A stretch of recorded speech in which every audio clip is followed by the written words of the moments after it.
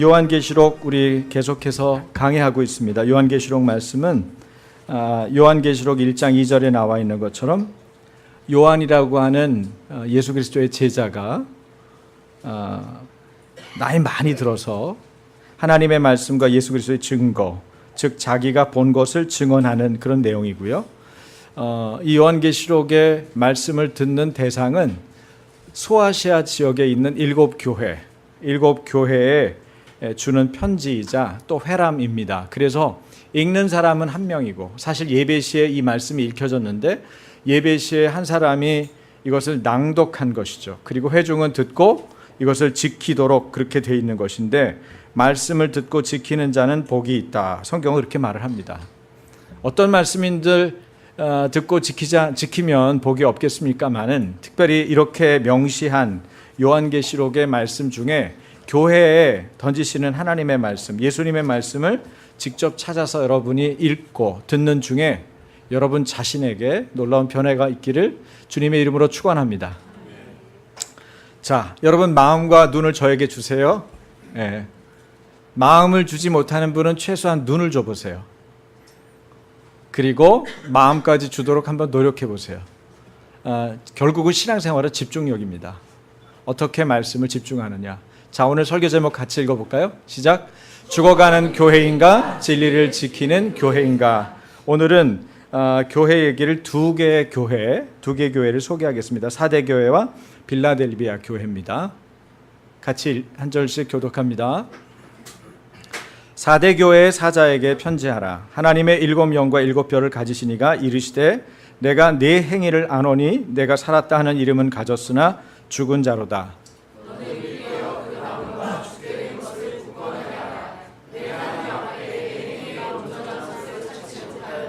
그러므로 내가 어떻게 받았으며 어떻게 들었는지 생각하고 지켜 회개하라. 만일 일깨지 아니하면 내가 도둑같이 이르리니 어느 때에 내게 이르는지 내가 알지 못하리라.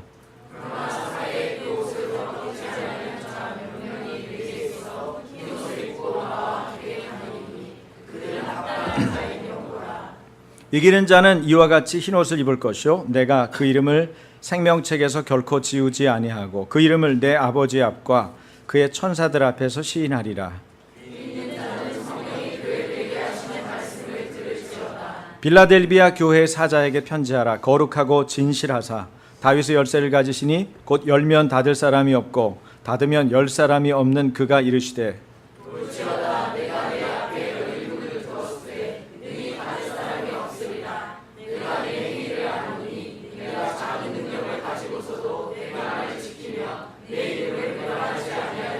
보라, 사탄의 회당 곧 자칭 유대인이라 하나 그렇지 아니하고 거짓말하는 자들 중에서 며칠 네게 주어 그들로 와서 네 발 앞에 절하게 하고 내가 너를 사랑하는 줄을 알게 하리라.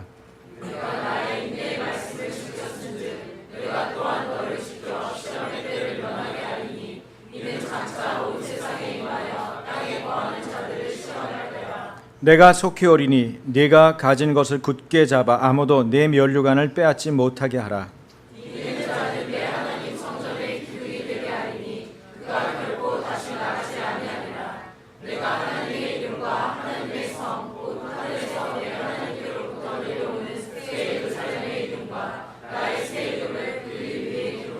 (13절) 함께 있습니다. 귀 있는 자는 성령의 교회들에게 하시는 말씀을 들을지어다. 아멘. 네. 긴 내용이기 때문에 한 화면에는 나오지 않습니다만은, 여러분이 말씀을 읽는 중에 어떤 단어나 혹은 어떤 문장이나 어떤 내용들이 특히 주목해서 들어왔다면 그것을 예사로 넘기지 말고 더 주목해서 보시기 바랍니다. 하나님이 말씀하시는 방법이 있죠. 하나님은 우리가 가지고 있는 관심을 사용하시죠. 그래서 우리의 마음이 움직일 때 그 어떤 단어나 어떤 상황, 나의 상황과 연결되어서 이렇게 부딪히는 것을 통해서 말씀하시기도 하고, 내가 그동안 생각했던 어떤 것에 대한 해답을 통해서 우리에게 말씀하시기도 한다고 생각합니다. 첫 번째 그림을 한번 볼까요? 지난번에 보여드렸던 지도하고는 조금 다릅니다만은, 네, 잘 보이세요? 꺼주세요, 앞에 것만. 아니, 맨 앞에 강단만 설교만 끄면 될 것 같은데요. 네. 우리가 살펴본 교회는요, 처음에 에베소부터 위로 올라가서 서머나, 그 다음에 버가모, 두아디라, 시계 방향으로 사대, 빌라델비아 이렇게 가죠. 그래서 지금 하나, 둘, 셋, 넷, 다섯, 여섯, 다섯 번째, 여섯 번째 교회를 지금 보고 있는 겁니다. 그 두아디라에서 동남쪽으로 내려온 곳이 바로 사대라고 하는 교회입니다. 사대 교회의 사자에게 편지하라 이렇게 나와 있습니다. 근데 사대는 허무스강 계곡 평야의 한복판에 있습니다. 그 평야 북쪽으로는 투몰루스의 긴 산맥이 우뚝 솟아 있고요. 그 산맥에서 여러 구름과 작은 산들이 톱니바퀴살 같이 뻗어나가고 있습니다. 원래의 사대는 이들 산줄기 중 하나의 위에 있었습니다. 고도는 450m였죠. 그런 위치 때문에 사대는 난공불락의 요새와 같았습니다. 산맥의 양면은 깎아지른 듯한 절벽이고 벼랑과 투물로스 산맥이 만나는 그곳으로만 사대로 들어올 수 있는 길이 있었는데 그것마저도 경사가 급하고 험준했다고 그래요.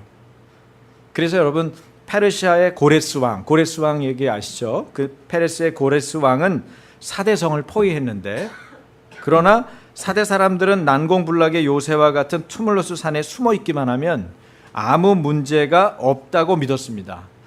그래서 그들을 가리켜 고레스 왕은 이렇게 말했다고 그래요. 너희들은 살았다고 하지만 사실은 죽은 목숨이다. 고레스가 열 나흘 14일간의 4대 성을 포위한 채 기다리고 있었습니다. 그 다음 4대 성으로 들어갈 방법을 찾아내는 자에게 상을 주겠다고 약속합니다. 어느 날 히에로 에데스라고 하는 군인이 4대 성의 발포대를 지켜보고 있었는데 그때 4대 군병 하나가 실수해서 자신의 투구를 절벽 그 성벽 너머로 떨어뜨립니다. 그러니까 투구를 잃어버렸으니까 투구를 찾으려고 절벽 아래로 내려오는 것을 바로 히에로 에데스라고 하는 병사가 봤죠. 그리고 그곳에 몸집이 작은 사람이면 기어 올라갈 수 있는 틈바구니가 바위 사이에 있을 거라는 것을 알아차렸습니다. 그날 밤 일단의 페르시아 군인들이 그 바위에 갈라진 틈바구니를 통해 드디어 4대 성을 침입할 수 있었습니다. 그들이 발포대 위에 도달했을 때 놀랍게도 그곳에 보초병 하나가 없었습니다. 사대인들은 보초가 깨어 경계할 필요가 없을 정도로 자신들은 난공불락의 성 안에 있기 때문에 안전하다 그렇게 생각했습니다. 결국 다 잠들고 있다가 사대는 고레스에서 함락당했죠. 이것이 4대 성에 대한 얽힌 스토리입니다. 4대는 지도에서 보시는 대로 두아디라에서 동남쪽으로 약 48km 지점에 있는 성인데 이 편지는 4대에서 일하고 있는 심부름꾼에게 보내는 편지입니다. 뭐라고 누가 보냈다고 나오냐면요. 7영과 7뼈를 가지신 이가. 여러분 우리가 성경을 볼 때 편지를 쓰는 분을 이 지금 7교회 보내는 편지가 다 다른 분으로 묘사되죠. 근데 한 분이죠. 누구예요? 예수님이에요. 예수 그리스도를 묘사하는데 예수 그리스도를 어떻게 묘사하는지를 여러분이 꼭 아셔야 됩니다. 여러분이 기도 생활을 할 때 하나님을 어떻게 부르느냐 참 중요해요. 하나님, 사랑의 하나님 이렇게 부르고 기도할 수 있겠죠? 전능하신 하나님 이렇게 부를 수도 있겠죠? 하늘, 우리의 영원한 아버지 이렇게 기도할 수 있겠죠? 여러분이 기도할 때 하나님을 어떻게 부르냐가 중요해요.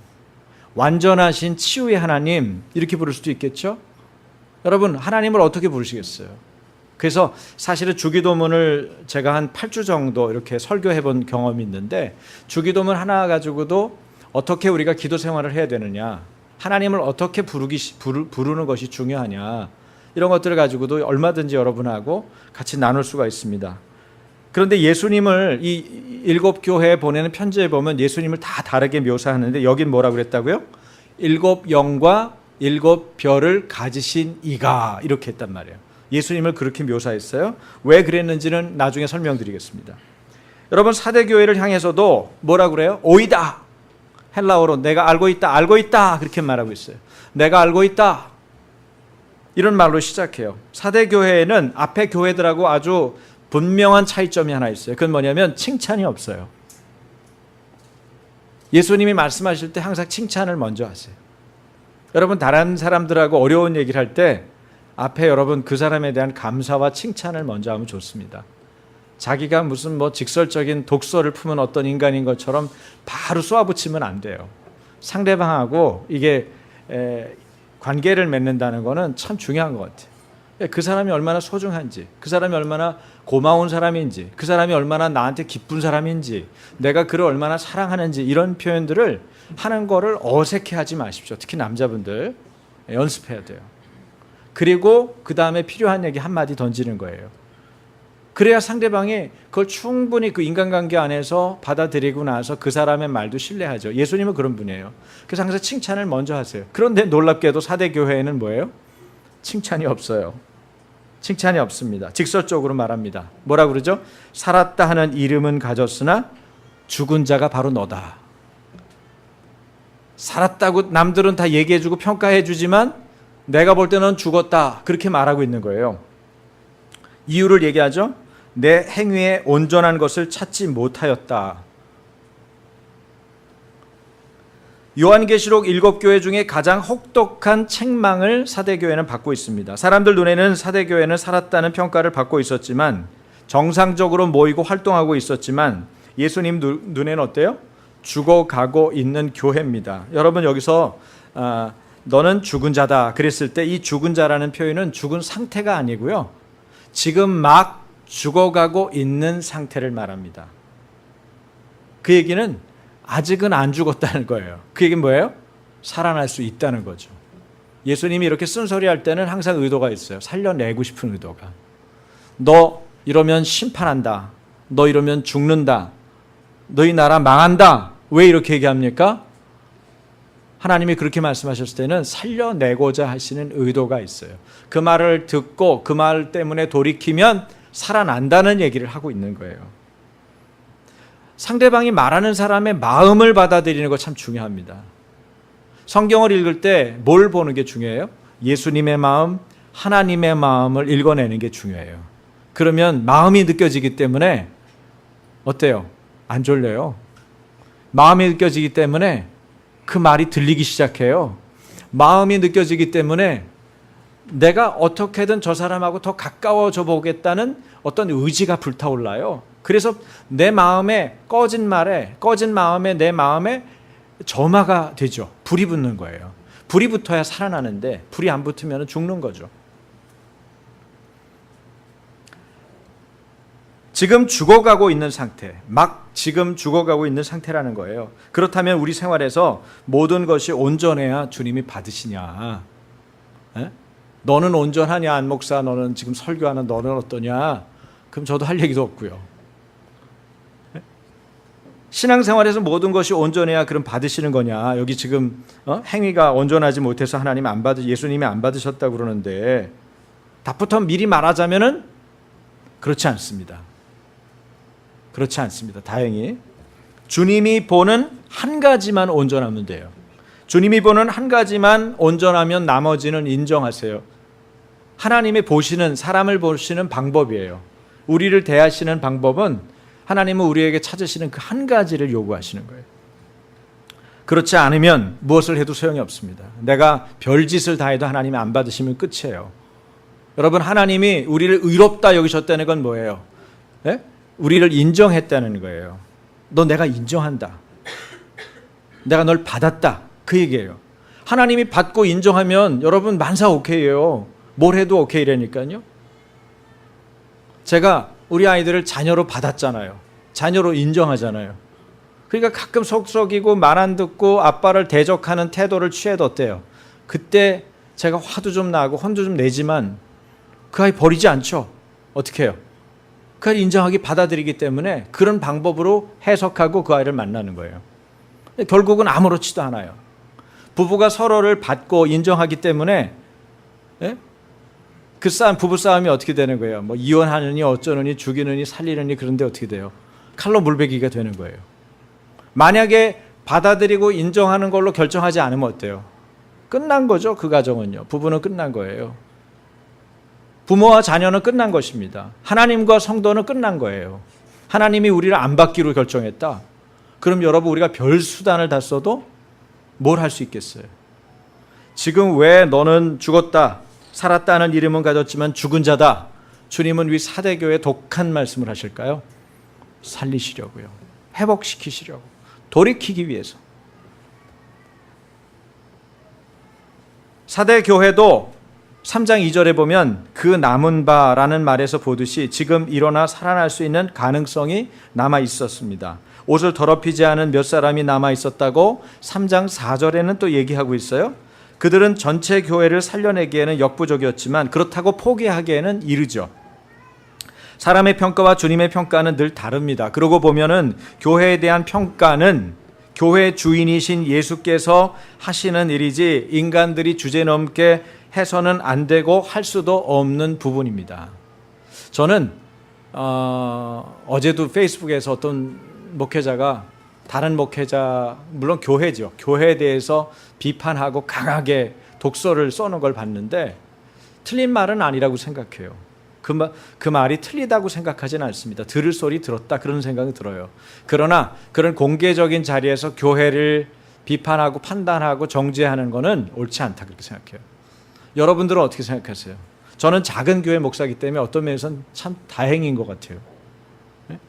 요새는 교회들 큰 교회만 됐다 그러면 PD수첩에서 뒤지든지, 안 그러면은 신문에서 아주 그냥 큰 교회만 혼내주는 그런 신문도 있어요. 어느 신문이라고 제가 얘기는 안 할게요.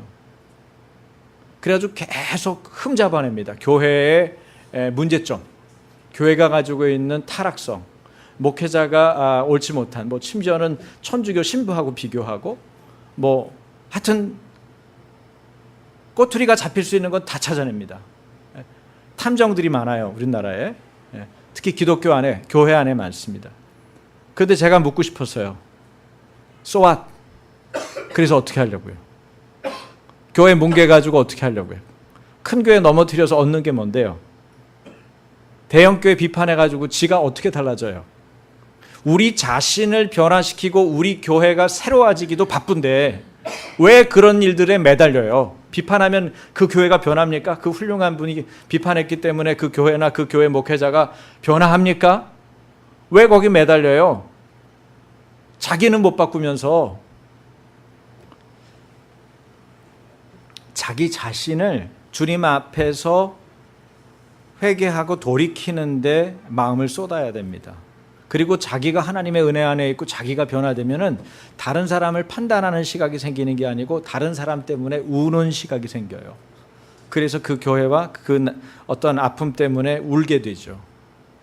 그리고 하나님이 그 울음, 사랑 속에서 그 사람들이 진리 안에 다시 세워지기를 바라는 통곡과 기도 속에서 하나님께서 하나하나 일을 하시는 거지, 비판과 판단에 의해서 사람이 새로워지는 법은 없어요. 여러분, 자녀들을 변화시키기 위해서 자녀를 계속 비판하고 판단해 보세요. 걔 안에 도끼만 올라옵니다. 아버지는 나를 한 번도 칭찬해 주지 않아, 이런 도끼만 올라요. 그러니까 지혜로운 사람은 계속 지켜보는 겁니다. 사랑으로, 진리로 지켜보면서 꼭 해줘야 될 순간에만 조심스럽게 하는 거예요. 자기의 부족함을 인정하면서 온유한 심령을 가지고 하는 거예요. 심지어는 교회 안에서도 문제를 일으키는 사람은 어떻게 하라고 그래요? 온유한 심령을 가진 자가 가서 얘기하라는 거예요. 온유한 심령이 준비 안 된 사람은 가서 얘기하면 안 된다는 얘기도 돼요.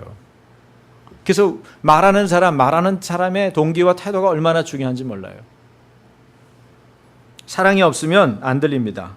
사랑이 없으면 들으려고 하지 않습니다. 그런데 사랑하는 사람이 얘기하면 편하게, 간단하게, 쉽게 얘기해도 먹혀 들어가요. 관계라는 것은 사역을 이루는데 굉장한 경쟁력입니다. 제가 다음 주에 애들 요구르트 사줘야 되니까 여러분 누가 요구르트 좀 사세요.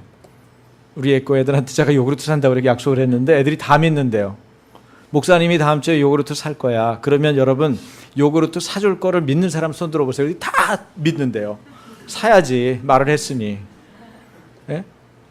제가 하나님 말씀 얘기하다가 하나님이 약속하신 말씀 지키겠냐, 하나님이 약속하신 가나안 땅으로 들어간다, 약속의 땅은 너에게 줄 거다, 그렇게 말씀하셨는데 그거 믿을 수 있냐? 근데 이스라엘 백성들은 못 믿었다. 여기는 힘센 사람들 많다. 갔다가 우리 얻어 터진다. 못 들어간다. 그래서 못 들어간다고 그랬다. 그런데 여호수아가 갈렙만 하나님이 그거 말씀하셨다. 약속의 땅으로 얘기해 주셨다. 우리에게 주신 땅이다. 약속하신 거니까 하나님 지킨다. 우리 들어갈 수 있다. 2명만 얘기했다. 자, 2명 대 10명 누구 말 들을 거냐? 그랬더니 눈치 빠른 애들이 여호수아하고 갈렙 말을 듣겠대요. 그래서 제가 얘기했죠. 제 야구르트 얘기를. 다음 주에 반드시 사가지고 가야 돼요. 좀 많이 사가지고 가야 돼요. 약속을 지켜야 되니까. 여러분은 하나님이 약속하신 말씀을 어디까지 믿으세요? 철석같이 믿으세요? 여러분, 하나님의 말씀과 우리의 믿음이 결합하면 하나님의 말씀은 성취됩니다. 그리고 우리에게 유익이 됩니다. 그것이 하나님이 우리에게 주신 축복이고 비밀이에요. 근데 믿음으로 반응하지 못하면 그냥 좋은 말씀이에요. 성인의 말씀입니다. 괜찮은 말씀이 성경에 써 있을 뿐이에요. 그렇구나, 괜찮은 말씀이네, 고개 끄덕이고 희망할 뿐이에요. 아무 일도 안 일어납니다. 여러분 삶에 아무 일도 없습니다. 하나님의 역사는 하나도 일어나지 않습니다. 믿음으로 결합해야 돼요. 내 믿음, 말씀의 약속의 말씀을 믿는 나의 믿음, 그것이 중요해요. 그래서 하나님의 은혜도 필요하지만 내가 어떻게 반응하느냐, 나의 몫도 있는 거예요. 그 2가지가 다 중요한 거죠. 7영과 7뼈를 가지신 바로 예수 그리스도는 성령을 의미합니다. 하나님의 성령, 모든 교회의 사자들을 쥐고 계신 하나님의 영, 그것을 말해요. 성령 없이 우리가 어떻게 변화되고 하나님의 말씀을 들을 수 있겠어요? 이 몇몇 사람, 남아있는 몇몇 사람 가지고 전체 교회를 살리기에는 역부족이라니까요. 여러분, 의인이 몇이 없을 때 어떻게 교회를 변화시킬 수 있겠어요? 성령님께서 하시는 거예요. 그래서 성령님을 철저히 의지해야 돼요. 인간들이 주제넘게 뭘 결정하고 판단해서는 안 됩니다. 본문에서 죽었다는 말, 무슨 뜻이죠? 하나님 보시기에는 신앙적 행위가 하나도 없다는 거예요. 4절에 보니까 옷을 더럽히지 않았다는 말이 나오고 나와 함께 다니리니 라는 말을 강조하는 것을 유추해 볼 때 사대 교인들은 주님으로부터 받은 의의 옷을 더럽혔습니다. 더럽혔다는 말은 옛날에 타락했던 생활로 돌아갔다는 거예요. 한때 예수 잘 믿고 예수님 잘 섬기는 척 했는데 다시 옛 모습, 옛 자아로 돌아갔다는 거예요. 내 본 모습 드러냈다는 거예요. 내 본성, 옛 본성이 드러났다는 거예요. 주님과 아무런 관계가 없는 상태로 살아가고 있다는 것입니다. 경건의 모양은 있지만 경건의 능력은 없는 그런 교회가 사대교회였습니다. 그런데 이 말은 사대라는 도시의 모습과 똑같이 되었다는 말이기도 합니다. 그러니까 결론적으로 무사 안일주의에 빠진 교회가 사대교회였다는 거죠. 사대 성도, 아까 말씀드렸던 페르시아의 고레스가 쳐들어왔을 때 무사안일주의에 빠져 있다가 결국 성이 함락됐잖아요. 점령당했잖아요. 마찬가지로 사대 교회도 무사안일주의에 빠져서 여러분 신앙생활하는 기독교 공동체, 교회 공동체가 가장 심각한 위기는 뭔지 아세요? 이쯤이면 됐다. 우린 이제 괜찮다. 우린 더 할 일 없다. 여기 초막 셋이면 만족한다.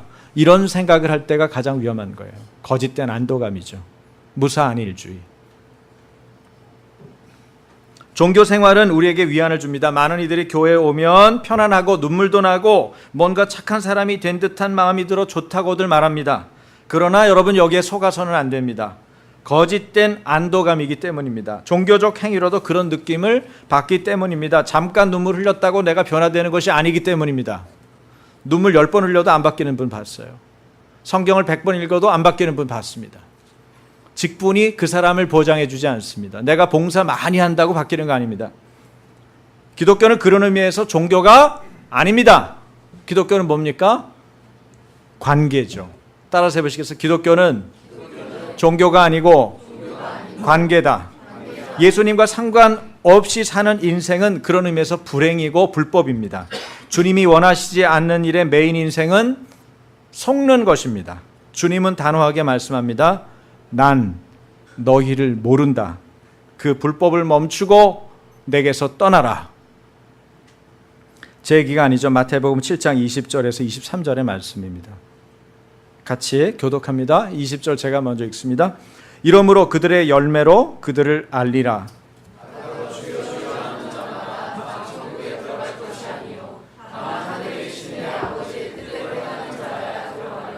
그날에 많은 사람이 나더러 이르되 주여 주여 우리가 주의 이름으로 선지자 노릇하며 주의 이름으로 귀신을 쫓아내며 주의 이름으로 많은 권능을 행하지 아니하였나이까 하리니 내가 너희를 도무지 알지 못하니 불법을 행하는 자들아 내게서 떠나가라 하리라. 여러분, 우리가 뭘 하든지 간에 심지어는 주의 이름으로 뭘 해도 주여 주여 하고 부르면서 자기가 선지자인 것처럼 행세를 해도, 목사인 것처럼 행세를 해도 우리가 주님의 뜻과 같은 것을 추구하지 않을 때, 주님이 원하시는 그 열매를 맺지 못할 때 우리는 불법을 행하는 자들입니다. 그래서 주님은 내게서 떠나가라 그렇게 말합니다. 두려운 일입니다. 사대 교인들은 궁핍하다는 언급이 없습니다. 어떤 흠이 있다는 말도 없습니다. 그들은 겉보기에는 깨끗하고 멋진 신사숙녀였을지 모릅니다. 사회적 평판도 좋았을 거라고 예상됩니다. 그러나 표리부동, 겉과 속이 달랐습니다. 남은 속여도 자신은 속일 수 없습니다. 그들의 영은 그들이 누구인지를 알게 합니다. 양심을 속일 수 없습니다. 이들에게 주님은 말씀하십니다. 계시록 3장 3절이죠. 다 같이 그러므로 내가 어떻게 받았으며 어떻게 들었는지 생각하고 지켜 회개하라. 다시 한번 그러므로 네가 어떻게 받았으며 어떻게 들었는지 생각하고 지켜 회개하라. 지금까지 들어온 주님의 말씀을 되새기고 생각하라는 거예요. 여러분, 생각을 어떻게 하고 기억을 어떻게 하느냐가 신앙생활을 좌지우지합니다. 자기가 들은 말씀 지금 꼭 붙잡으라는 거예요. 아직 남아있다는 암시가 있어요. 회개하라는 말은 지금 즉시 돌이키라는 것입니다. 이들은 몰라서 그렇게 사는 게 아니에요. 알 것은 알고 있습니다. 그러나 그 받은 은혜도 기억하지 못하고 들은 말씀도 기억하지 못하고 살다 보니까 그 영이 점점 죽어가고 있는 거예요. 지금 막 죽어가고 있는 상태, 살아있는 것 같으나 죽어있는 상태, 죽어가고 있는 상태. 여러분, 돌이키십시오. 신앙은 생각하고 기억하는 것이 중요합니다. 말씀을 지켜 잘못된 길에서 돌이키는 것이 신앙생활, 인생 승리의 비결입니다. 감정대로 가고 편안함만 추구하니까 망하는 겁니다. 만일 일깨지 아니하면, 즉 만일 그때에 내가 일어나 있지 않으면 이란 말이죠. 에베소서 교회에서는 주님이 어디서 떨어졌는지를 돌이키라고 하셨어요. 사대교회에서는 어떻게 떨어졌는지를 돌이키라고 말씀합니다. 사대라는 도시와 사대교회는 너무나 닮은 데가 많아요. 하나님 잊어버리는 것도 닮았어요. 삶의 방식만 남아버렸죠. 안일함에 취해서 스스로를 경계하지 않는 것도 닮았습니다. 이런 이들에게 신앙은 액세서리가 되어버립니다. 영이 어두운 자들에게 상급이 없습니다. 영이 어두운 사람은 상급이 없어요. 오직 그 옷을 더럽히지 아니하는 자들에게 약속을 주십니다. 그럼에도 불구하고 사대교회와 같은 곳에도 자기 옷을 더럽히지 않고 신앙의 정절을 지킨 사람이 있었습니다. 기적 같은 일이죠. 그런 분위기에서 수많은 사람들이 세속화되어 있는데 다른 것을 추구하고 따르고 있는데 거기에 구별된 사람이 있다. 이것은 기적입니다. 하나님의 은혜죠. 어떻게 가능했을까요? 말씀드린 대로 오직 성령의 역사로만 가능합니다. 사대교회가 살아날 수 있는 유일한 길도 성령의 도우심 뿐입니다. 회개하고 돌이키고 성령을 의지하는 자에게는 언제나 늘 길이 있습니다. 사람은 사람을 변화시킬 수 없어요. 여러분, 그 얘기는 남이 나를 변화시킬 수 없고 내가 남을 변화시킬 수 없다는 얘기입니다. 또한 나도 나를 변화시킬 수 없다는 거예요. 여러분, 이게 인간의 무력함입니다. 이것을 인정해야 돼요. 내가 이거 고쳐볼 거야. 나는 믿음 생활 다시 해볼 겁니다. 여러분, 수많은 사람이 말을 하지만 그렇게 못 지켜요. 여러분, 얼마나 우리가 많은 실패를 해야지 도대체 내가 나를 바꿀 수 없구나를 알겠어요. 나는 나를 바꿀 수 없습니다. 나는 남을 바꿀 수 없습니다. 남도 나를 바꿀 수 없습니다. 사람은 사람을 변화시킬 수 없습니다. 인간적인 노력은 한계투성이입니다. 하지만 성령이 하시면 쉽습니다. 성령에게는 간단한 일입니다. 그래서 사대교회에 하나님의 7영과 7뼈를 가지신 이것을 강조하는 거예요. 성령님을 의지하라는 거죠. 흰옷은 하얗고 빛나는 긴 옷을 말합니다. 마지막에 이기는 자에게 흰옷을 주죠. 흰옷을 입는다는 말은 순수하고 깨끗하고 의롭고 승리한다는 것을 상징합니다. 계시록 21장의 세마포라고 그러죠. 여러분, 하나님의 나라 천국에 들어가는 분들 얘기 조금 드릴까요? 이번에도 장례식을 갔다가 왔다 그랬잖아요. 우리 조원국 나선경 집사님 가정에 장례가 있어서 갔는데 거기 이제 가족 중에 한 분이 저한테 개인적으로 와서 얘기를 하는 거예요. 아버지가 돌아가시는 걸 봤다는 거예요. 아버지가 돌아가시는 거 다 봤겠죠. 아니요, 임종을 지켜본 게 아니래요. 뭘 봤는데요? 본인이 환상 중에 아버지가 흰 옷을 입고 올라가시는 걸 봤다는 거예요. 근데 사실 저는 목사기 때문에 임종도 많이 경험하고 돌아가신 분을 목도하거나 꿈을 꾸거나 환상을 본 그 가족들 얘기도 많이 듣습니다. 또 자료를 통해서도 또 듣죠. 그런데 공통된 얘기 중에 하나가 있는데 흰 옷을 입었다는 거예요. 어떤 분이 천국에 간 분들, 천국에 가는 분들의 특징, 환상 중에 확인시켜주는 특징이 뭔지 아세요? 흰 옷을 입었다는 거예요. 성경에서 말하는 요한계시록 21장의 세마포죠. 세마포를 입었다는 거예요. 그리고 얼굴이 그렇게 밝더라는 거예요. 그건 뭐 조홍국 집사님도 식사를 하시다가 환상을 봤다고 그랬잖아요. 장인이 환하게 웃으면서 말씀하시는 거. 그렇죠. 얼굴이 밝고 흰색 옷을 입었어요. 근데 그분이 어떤 옷의 종류인지는 몰라서 제가 옆에서 거들었죠. 그거 흰 옷이 아마 세마포일 겁니다. 예수님도 부활하신 다음에 입었던 세마포. 천국에 가면 왜 세마포를 입는지 궁금해요. 저도. 왜 세마포예요? 다양한 디자인이 있는 많은 아름다운 옷들이 있는데 왜 세마포일까요? 그거 궁금한데 오늘 보니까 이 흰 옷은 승리를 상징한다. 정결함을 상징한다. 의로움을 상징한다. 이 말씀을 보니까 그렇구나. 상징적인 옷이기도 하겠구나. 가면은 옷을 다른 좋아하는 옷으로 갈아입히실는지 모르겠어요. 어쨌든 천국에 대한 얘기를 할 때 이런 얘기를 해요. 뭐 얘기만 해도 여러분 반나절을 제가 얘기할 수 있어요. 그분들에게 들었던 수많은 간증들을 통해서. 그 다음 나오는 6번째 편지의 주인공은 빌라델비아 교회입니다. 제가 아까 교회를 안 보여드렸는데, 그죠? 사대교회 한번 보여주세요. 네, 사대교회는 옆에 뭐가 있어요? 아데미 신전이 있어요. 교회는 그렇게 큰 것 같지 않은데 아데미 신전은 화려하고 크더라고요. 저기 기둥만 서 있는 거예요. 저 옆으로 쫙 있는 거죠. 또 그 다음 빌라델비아 교회 보여주세요. 사진. 네, 기둥이 3개밖에 안 남았대요. 원래 6개인데요. 그 중에 3개만 남아있는 빌라델비아 교회입니다. 빌라델비아 교회는 서머나 교회와 더불어서 7교회 가운데 경고의 메시지를 받지 않은 교회입니다. 저는 이 잘못된 교회, 책망받은 교회로부터 가르침 받는 것보다 잘하고 있는 교회, 잘하는 교회를 모델링하고 싶어요. 그런 욕심이 있어요. 저는 아침교회가 우리 한국의 세계에서 멋지게 교회가 진행되고 있는 교회들이 있죠. 멋진 성도들이 있어요. 여러분, 많습니다. 생각보다 많습니다. 작은 교회 중에도 많습니다. 시골교회, 어촌교회, 농촌교회인데도 정말 본받고 싶은 교회들 많습니다. 제가 소망교회 세미나를 가서 한 40교회 목회자들하고 만났을 때 그거를 확신했어요. 야, 역시 교회들, 살아있는 교회들 많구나. 그런 교회들의 모습을 보고 배우기 원합니다. 여러분, 아침교회 성도들은 비판하고 판단하고 부정적인 거 쳐다보고 손가락질하고 너 틀렸다, 뭐 누가 문제다, 큰 교회 이래서 고쳐야 된다, 한국교회 걱정하지 마시고 세계교회를 걱정하지 마시고 부디 우리 자신을 돌아보면서 좋은 모델의 교회, 좋은 성도들의 모델을 보고 배우면 좋겠어요. 네, 그럴 때 성장이 있어요. 그럴 때 변화가 있습니다. 제가 섬기고 따랐던 가르쳤던 우리 박종순 목사님도 그런 걸 참 많이 가르쳤어요. 그래서 항상 배우는 자세. 그래서 그분은 비판하는 사람이 별로 없어요. 왜? 그분이 비판을 잘 안 하거든요.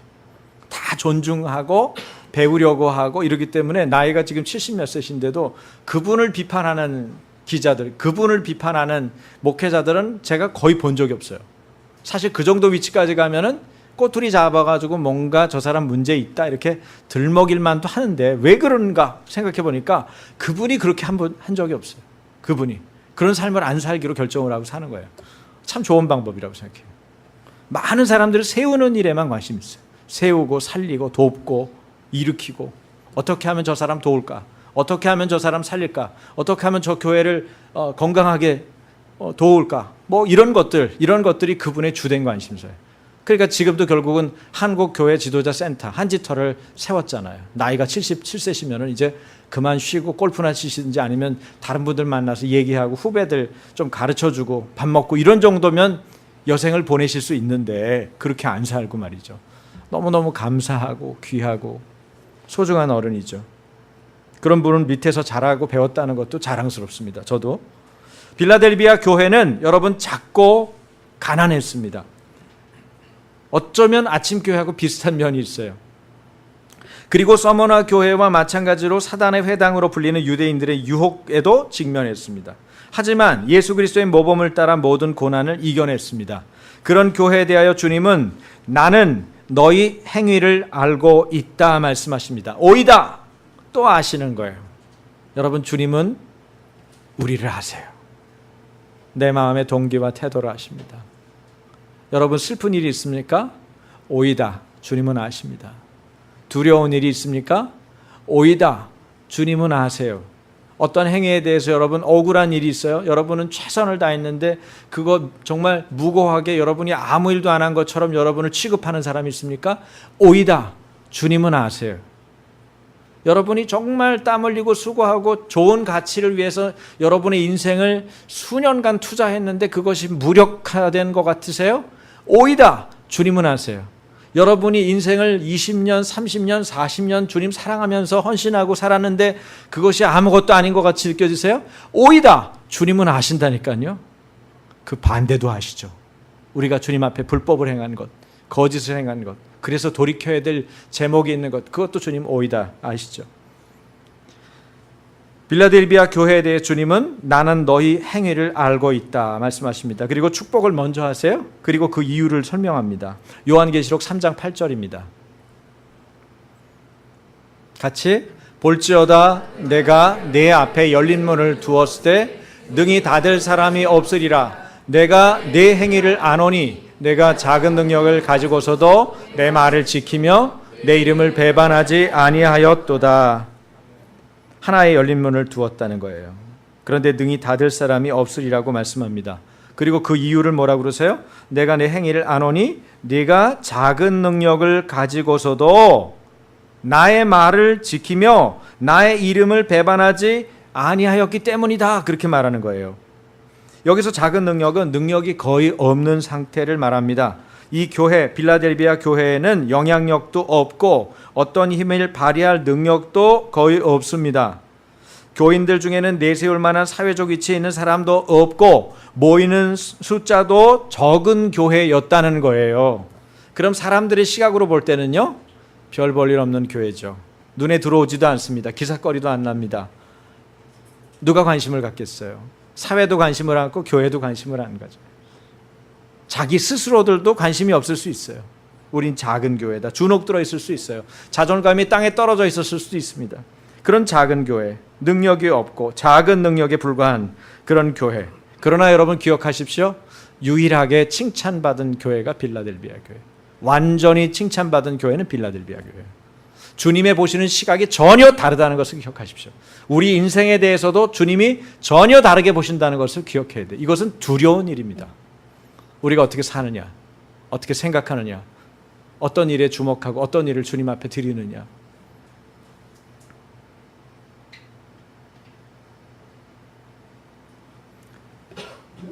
모이는 숫자도 적은, 능력도 너무나 작은 그런 교회, 그런데 그들이 소유한 주님은 참으로 엄청나고 위대한 분입니다. 어떤 분으로 소개하고 있죠? 7절이죠. 예수님을 어떻게 소개하는지 같이 읽으시죠. 다윗의 열쇠를 가지신 이, 곧 열면 닫을 사람이 없고 닫으면 열 사람이 없는 그가 이르시되, 예수님이 다윗의 열쇠를 가지신 분이에요. 열면 닫을 사람이 없고 닫으면 열 사람이 없는. 할렐루야. 역사의 위대한 열쇠를 가지신 분이 예수 그리스도이십니다. 인생의 온전한 열쇠를 가지신 분은 예수 그리스도이십니다. 여러분의 인생이 왜 안 풀립니까? 열쇠를 가지신 예수 그리스도에게 붙잡혀 있지 않기 때문입니다. 왜 우리나라 역사가 꼬입니까? 주님께서 열쇠를 가지고 계신데 주님께 그 열쇠를 맡기지 않았기 때문입니다. 주님은 항상 주도권을 중요하게 생각하세요. 교회는 내 거다. 교회는 내가 주인이다. 교회 머리는 나다. 명확하게 하시죠. 그래서 그것에 대해서 훼손시키는 일 주님 용납하지 않아요. 그것에 대해서 가볍게 여기지 않아요. 그래서 그것에 대해서 목회자인 저도 우리 재직들도 우리 리더를 맡고 있는 모든 일꾼들도 긴장해야 돼요. 주님의 주도권에 훼손시키는 일을 해서는 안 돼요. 이러한 주님의 축복 가운데 있는 교회가 바로 빌라델비아 교회. 그런 예수님을 만나고 그런 예수님이 말씀하시는 교회. 그러니까 무엇이 아쉽겠습니까? 이 교회에 주신 게 뭡니까? 단순한 문이 아니에요. 하나의 열린 문이죠. 여기서 중요한 게 뭐예요? 여러분 요한계시록을 읽을 때도 마찬가지고 성경을 읽어나갈 때 제가 아까 첫 번째 중요한 팁을 드린 거는 여기 드러나는 하나님의 마음을 읽어라. 예수님의 마음을 읽어라. 성령님의 마음을 읽어라. 마음을 느껴봐라. 마음을. 글씨를 읽지 말고 마음을 느껴봐라. 무슨 마음인지. 예고 때도 제가 똑같은 얘기해요. 근데 애들 얘기해요. 지금 슬프대요. 약속을 안 지켜가지고 가나안 땅, 약속의 땅, 하나님의 땅으로 들어가기로 했는데 안 들어가는 그 사람들 때문에 하나님의 마음이 어떨까 그랬더니 어떤 애가 슬프대요. 여러분 하나님 마음을 애들도 읽어요. 여러분 중요합니다. 마음을 읽을 때 하나님 음성이 들리는 거예요. 마음을 읽어보세요. 하나님 마음이 어떻게 느껴지세요? 근데 여기서 또 한 가지 중요한 팁은 뭐예요? 어떤 단어를 볼 때 그것을 단어를 수식하는 수식어예요. 문인데 문을 어떤 문을 준다는 거예요? 예? 대문짝만한 큰 문을 주신대요. 철문이래요. 화려한 문이래요. 두 번 다시 볼 수 없는 아름답고 수려한 문이래요. 여기서 말하는 문은 열린 문을 주신다고 그러잖아요. 열린 문. 열린 문. 그래서 열린이라는 수식어가 중요해요. 주께서 빌라델비아 교회를 위하여 하나의 열려 있는 문을 주신다고 약속하고 예언하신 거예요. 열린이란 단어는 뭘까요? 지금 유대인들의 심한 박해가 있어요. 그런데 열린 문을 준다는 거예요. 그건 뭐예요? 그들이 돌아온다는 거죠. 할렐루야.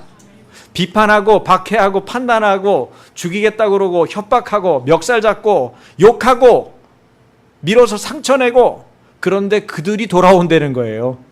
전도에 좋은 기회를 주셨다는 거예요. 주님께서는 이 교회를 지켜보고 계셨죠.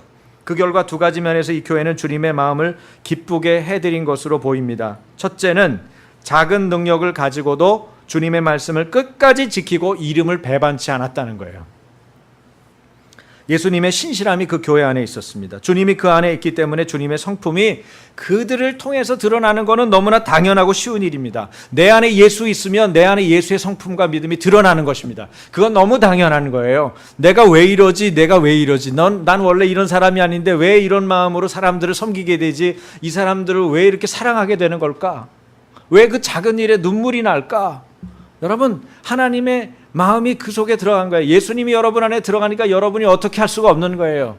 예수님께 사로잡힌 자가 되십시오. 없는 것을 주기는 어렵습니다. 하지만 가진 것을 나누기는 쉬운 법입니다. 여러분과 나는 무엇을 가졌습니까? 예수 그리스도. 할렐루야. 모든 부유함의 원천이 우리에게 있는 거예요. 둘째는 주님의 마음을 어떤 면에서 기쁘게 했냐? 사탄의 무리에게 굴복하지 않고 인내하며 주님의 말씀을 지켰다는 거예요. 여러분, 제가 언젠가 여기 요한계시록 강의하면서 그 얘기했을 거예요. 사랑, 믿음, 소망. 보통 크리스찬들 세 가지 믿음이 세 가지가 중요하다 그런 얘기를 하는데 요한계시록은 이 세 가지에다 꼭 한 가지를 더 더하는데 그게 뭐예요? 인내이에요. 여러분, 말씀을 지키는 것에는 인내가 필요합니다. 지금 당장 이루어지지 않아도 주님은 신실하기 때문에 이루어질 거라고 인내해야 돼요. 예고 성품학교의 아이들이 지금 4살부터 6살, 7살, 8살, 많아봐야 10살에 불과한데 그 아이들이 다음 주에 야쿠르트 사오겠다는 거를 인내하면서 기다려야 되잖아요. 일주일이나. 그래서 오늘 사주면 안 돼. 일주일 있다 받아야 돼요. 그 기다리는 기쁨도 있어요. 기다리는 시간이 믿음이에요. 기다리는 것 자체가 믿음이에요. 기다려도 올 거는 온다는 것이 믿음이에요. 할렐루야. 주님은 약속하신 대로 하셨어요. 그렇죠? 인내는 그리스도인들에게 있어 특별한 게 아닙니다. 삶의 양식과 같은 거예요. 빌라델비아 교회는 화려한 업적이나 내놓을 만한 행위도 없습니다. 단지 고난과 박해 속에도 인내하고 말씀을 미련하리만큼 끝까지 지켜냈죠. 주의 이름을 배반치 아니한 것뿐 아니라, 하지만 이것이 얼마나 중요한 일입니까? 인내하고 지키고 결국은 그것을 배반치 않는 것, 주의 말씀을 지키는 것, 이것이 이기는 자들의 특징이에요. 여러분에게 이런 신실함과 인내가 있습니까? 할렐루야! 우리가 그런 인내가 있습니다. 왜냐하면 우리 안에 인내의 가장 중요한 부분들을 끝까지 해내신 예수 그리스도가 내 안에 있기 때문입니다. 말씀을 지키는 삶과 주님의 이름을 높이는 것에는 깊은 연관이 있습니다. 이런 교회를 예수님은 가장 귀하게 여기시죠. 말씀을 지켰다는 말은 오늘 본문에서 2번이나 반복되고 있는데, 예수님께서는 요한복음 15장의 포도나무 비유에서 예수님 사랑하는 방법을 이렇게 가르쳐 주셨습니다.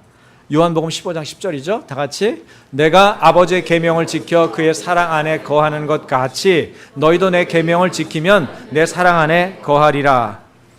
아버지의 계명, 즉 주신 말씀을 지키는 것이 주님을 사랑하는 길입니다. 여러분, 사랑하는 사람의 말은 허투루 듣지 않습니다. 여러분이 사랑하는 사람이 말하면 그냥 흘려 얘기해도, 지나가는 듯하게 얘기해도 뭐가 뭐 좋더라, 뭐가 맛있더라, 그래도 그거 하나 그냥 지나가듯 얘기한 거예요. 사람들하고 얘기하다가 그냥 에피소드 얘기하는 것처럼 얘기한 거예요. 근데 어떻게 해요? 사랑하고 존경하고 좋아하는 사람 말은 탁 잡죠. 그래서 그 말을 지키죠. 우리가 예수님을 사랑한다는 걸 뭐 어떻게 할 수 있어요? 예수님의 계명, 예수님의 말씀, 이것을 지키는 거예요. 자기만 지킬 뿐 아니라 이것이 너무나 자기가 지키고 행복하고 좋으니까 다른 사람들도 가르쳐 지키게 하는 거예요. 그게 예수님의 유언이에요. 주님의 말씀을 가르쳐 지키게 하라. 가난한 사람들이 모인 교회, 사회적으로 아무 힘없어서 평범해 보이는 빌라델비아 교회에 당시 유대인의 박해는 만만치 않았습니다. 유대인들은 서머나 교회의 경우처럼 로마 제국과 결탁해서 빌라델비아 그리스도인들을 박해했습니다. 여러분, 이 사람들이 장사하려면 어떻게 해야 된다고 그랬죠? 예? 성전에 갔다가 자기 장사할 물품을 내놔야 돼요. 예?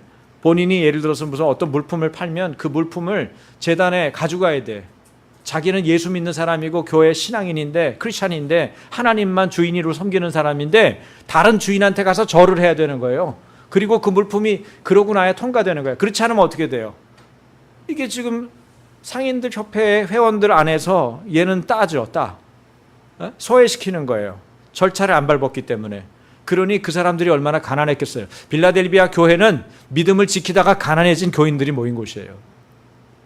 여러분은 진리의 말씀을 지키기 위해서 때로는 부를 버리고 여러분 이겨낼 수 있겠습니까? 여러분, 이건 쉬운 결정이 아니에요. 쉬운 결정이 아닙니다. 그러나 여러분 아십시오. 주님의 진리에 대해서 끝까지 지키는 자가 이기는 자입니다. 보아라, 내가 사탄의 무리에 속한 자들을 너의 손에 맡기겠다. 주님이 약속하시죠. 보라, 내가 주었다. 무엇을 주님이 주셨습니까? 사탄의 회당으로부터 몇 사람을 주셨다고 그래요. 그들 몇 사람을 주님이 빌라델비아 교회에 주신다는 것입니다. 그들이 제 발로 와서 교회 앞에 절하게 하고 내가 너를 사랑하는 줄을 알게 하리라고 하시는 선언을 주님이 하는 거예요. 여러분, 우리가 주님을 제대로 섬기면 어떤 일이 벌어집니까? 다른 신을 섬기던 이들이 주님의 전으로 들어오는 거예요. 제가 88년도에 충신교회 청년이었는데 그때 전도 대회가 있었다고 그랬잖아요. 3만 3천 명을 데려왔어요. 교회를 11번 예배를 했어요. 그게 이제 우리 한국 교회 역사 중에 하나예요. 3천 명의 교인이 3만 3천 명을 교회로 데려온 거예요. 예배를 11번을 했어요. 뭐 방송이란 방마다 다 TV 설치해가지고 거기서 예배하죠. 들어갈 없어가지고 계단에 서서도 예배하죠. 성도들은 강단 이 앞자리까지 다 채워서 앉았죠. 그렇게 큰 교회는 아니에요. 그런데 그 많은 사람들이 몰려왔어요. 그 중에 다른 절의 주지승 2분이 법복을 입고 지팡이를 큰 걸 들고 이렇게 오시더라고. 눈물이 막 사람들이 줄줄 흐르는 거예요. 어떻게 왔냐 이거예요. 저 사람이 어떻게 왔냐. 저 사람이 어떻게 복음 들을 기회가 있냐는 거예요. 너무 감격스러웠어요. 그때 목사님, 이제 제가 아까 말씀드린 목사님이신데 그 목사님이 그 들깨죽 컵에 들깨죽 해가지고 그걸로 세 끼를 이렇게 버티시면서 마지막 예배 때 감사 예배였는데 막 우시더라고요. 하나님께 감사하다고. 하나님의 일에 대해서 우리가 하나님께 철저히 순종하고 하나님께 철저히 우리 자신을 드리면 누가 돌아봐요? 상상하지 못했던, 이단에 붙잡혔던, 또 유대인이었던, 우리를 핍박하고 괴롭혔던 인도 선교사님 얘기 들으면은 거기 마을에 어떤 청년이 예수 믿고서는 변화돼 가지고 가정교회를 해서 가정교회가 70명, 많게 200명까지 늘어났어요. 여러 집이죠. 집을 오토바이를 한 대 사들여 가지고 이분이 자전거도 없어 가지고는 너무 힘들었는데 나중에 이제 목회를 너무 잘하니까 이쪽 측에서 얘기를 해가지고는 오토바이를 한 대 중고를 사드렸는지 샀는데 오토바이를 타고 다니면서 가정교회를 하는 거죠. 그래서 집들이 막 모이는데 그냥 일반 가정집에 70명씩 모이는 거예요. 그런 데가 몇 군데가 모이는 거예요. 그래서 나중에 교회를 세우게 됐는데 교회를 세우기 전에 이 청년 선교사를, 청년 그 목회자를 얼마나 두들겨 팼는지, 회교 믿고 그 다음에 뭐 다른 종교를 믿는 그 마을에 깡패들이 말이죠 와가지고 등짝을 하도 때리고 막 두들겨 패가지고 이 형제가 샤워를 하는데 선교사가 우연히 본 거예요, 등짝을.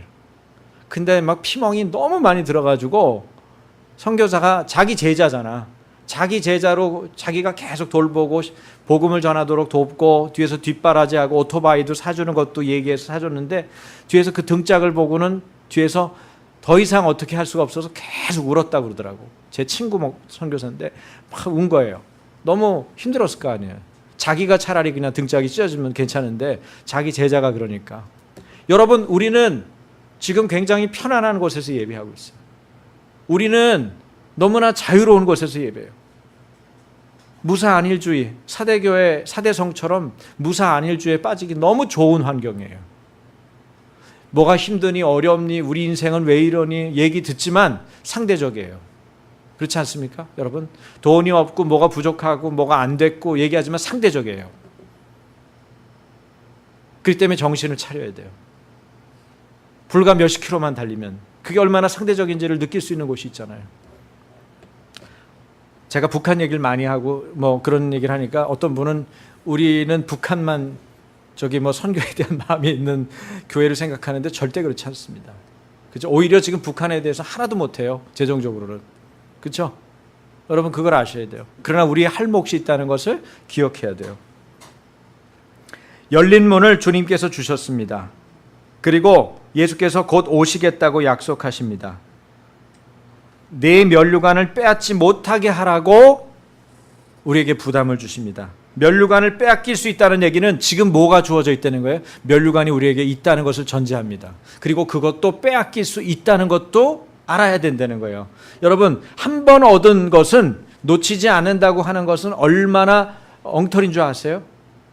그래서 부패하고 타락하고 망하는 거예요. 제가 목사가 70살까지 아무도 나를 건드리지 않는다 그러면 나는 타락하고 부패할 겁니다. 저는 그런 생각 해본 적 없어요. 교수가 70살까지 아무도 안 건드린다고 생각하면 그 교수 공부하겠어요? 뭐든지 자기는 빼앗기지 않는다고 생각하면 타락하고 부패하는 거예요. 남편들이, 가장이 내 아내는 나를 평생 동안 따라갈 거라고 생각하면 부패하고 타락하는 거예요. 긴장이 필요합니다. 건강한 긴장이 필요합니다. 하나님이 주신 것에 대한 은혜의 감사가 필요하고 나 자신을 돌보고 가정을 돌보고 내가 맡은 일을 최선을 다하는 것이 필요해요. 면류관은 빼앗길 수 있습니다. 지금까지 빌라델비아 그리스도인들이 면류관을 지켜가고 있다는 것이 전제되어 있죠.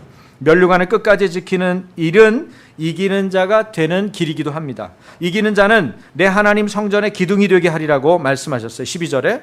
또 동시에 하나님의 성, 곧 하늘에서 하나님께로부터 내려오는 새 예루살렘의 이름과 나의 새 이름을, 그러니까 예수님의 새 이름을 그 위에 기록하리라. 그 기둥 위에 기록하겠다는 거예요. 뭐예요? 기둥은요, 함부로 옮길 수 없잖아요. 확고하게 너는 내 거다.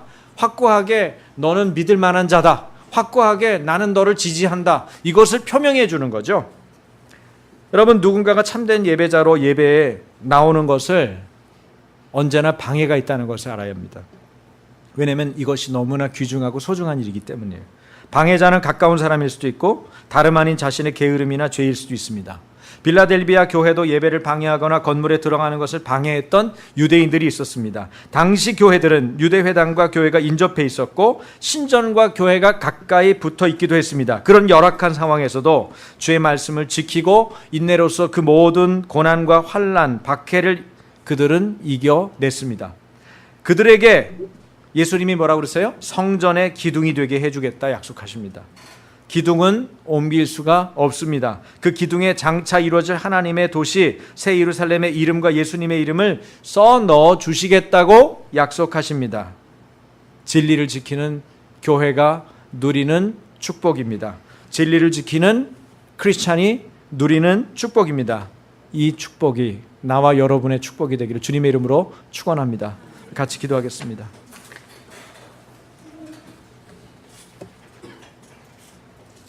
나와 내가 섬기는 우리 교회가 죽어가고 있는 교회인지, 진리를 지키고 가르쳐 지키게 하는 교회인지 우리 자신을 돌아보고 우리 공동체를 돌아보십시다. 하나님, 우리가 주님의 편에 서게 해주십시오.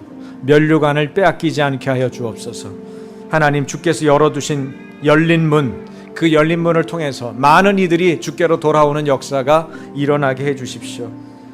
우리가 성전의 기둥같이 하나님의 성전의 기둥처럼 세워주셔서 거기에 하나님 이름과 또 예수 그리스도의 이름과 예루살렘의 이름이 새겨지는 기쁨을 우리도 목도하게 해주십시오. 우리 다 같이 소리내서 내 기도 소리를 내가 들을 만큼 소리내서 같이 기도하겠습니다. 아버지 하나님, 감사합니다. 성령께서 교회들에게 하시는 말씀을 귀 기울여 듣습니다. 우리는 주의 말씀을 듣습니다.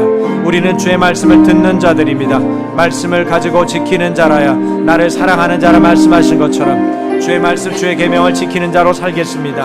하나님, 무사한 일주에 빠지지 않고 스스로 다 되었다고 안도하지 않고 하나님 아버지 죄를 이기고 악과 싸워서 주님의 교회를 굳건하게 세우는 하나님의 용사들이 되게 하여 주옵소서. 열린 문으로 많은 사람들이 주님 앞에 돌아왔습니다. 또 계속 돌아오게 될 것입니다. 한 사람 한 사람 주님 안에 돌아올 때 주여 은혜를 베풀어 주시고 성령님 우리 가운데 하나님의 일을 하나님이 일으켜 주셔서 많은 이들을 옳은 대로 인도하는 하나님의 영광이 나타나게 하여 주옵소서. 오늘 주님 앞에 엎드려 기도합니다. 이 가운데 예배하는 이들 가운데 주님의 말씀이 필요한 자가 있습니다. 주님께 목마른 자들이 있습니다. 주님께 갈급한 자들이 있습니다. 주님 안에서 새롭게 변화되게 하여 주시옵소서. 주님, 우리는 주님만을 놓치지 않고 따라갈 자들입니다. 주님과 함께할 자들입니다. 주님, 하나님의 성전에 기둥처럼 세워질 자들입니다. 아버지 이름이 그 기둥에 새겨질 때 주님, 우리도 그 기쁨을 맛보게 하여 주시고 우리 공동체가 우리 하나님의 종들이 일하는 애를 맛보게 하여 주시옵소서. 우리 안에 아버지의 새 일을 행하여 주시고 주님, 우리가 빌라델비아 교회처럼 하나님 적어도 작아도 하나님 적은 능력을 가지고도 주님의 말씀을 지키고 끝까지 배신하지 아니하며 어떠한 유혹과 시련과 하나님 흔들림 속에서도 주님을 쫓아가는 하나님의 사람들이 다 되게 하여 주시옵소서. 주님, 우리를 변화시켜 주시옵소서. 하나님, 우리의 본성을 깨트려 주시옵소서. 우리가 어느 자리에서 하나님 주의 말씀을 듣지 못하고 깨닫지 못하고 쫓지 못하였는지 알게 하여 주시고 어떻게 돌이켜야 되는지 하나님 우리로 하여금 알게 하셔서 다시 돌이켜 주님 회개함으로 주님 앞에 서게 하시고 주님과 같은 것을 추구하는 하나님의 교회가 되게 하여 주시옵소서. 주님을 찬양하며 살아계신 예수님 이름으로 기도합니다. 아멘.